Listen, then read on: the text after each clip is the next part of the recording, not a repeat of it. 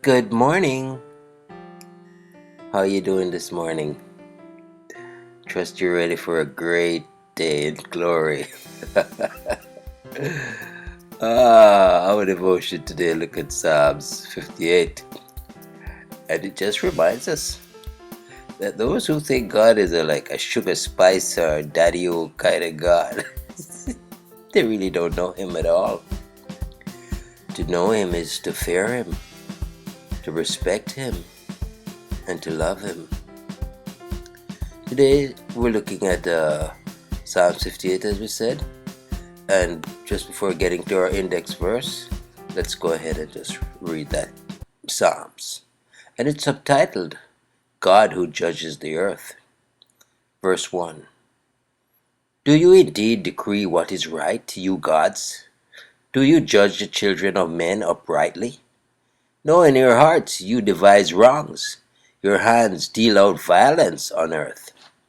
The wicked are estranged from the womb. They go astray from birth, speaking lies.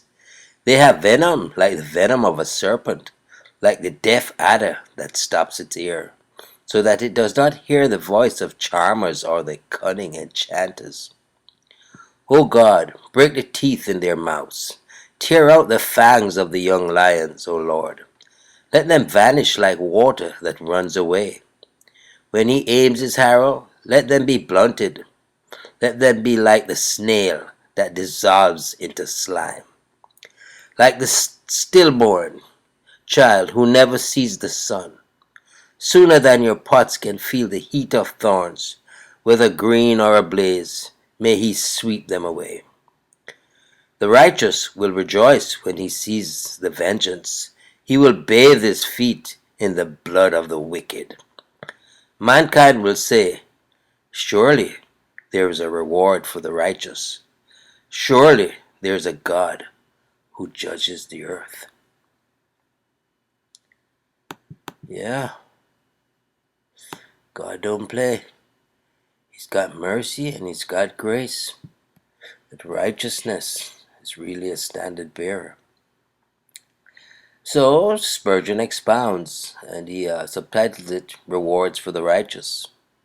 And the verse, of course, is the focus is verse 11. So that a man may say, verily there is reward for the righteous. Verily He's a God that judges in the earth.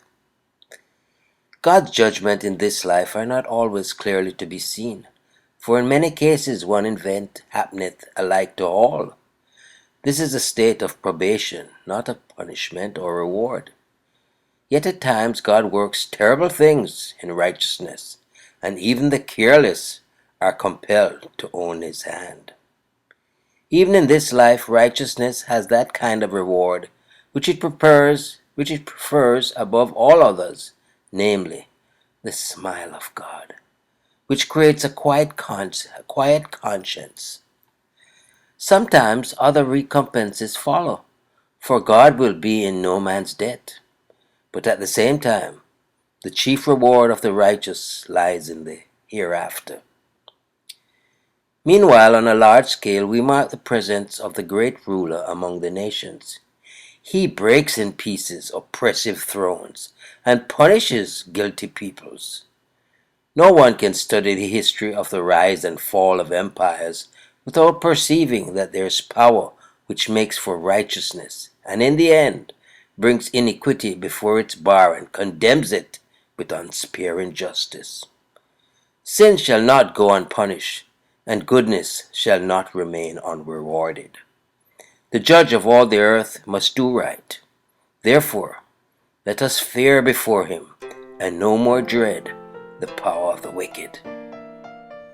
Thank you, Lord. Trust you enjoy the reading of God's great word. He's ever living, ever sure. Jesus is Lord. This is Michael here, wishing you a blessed day. Until next time.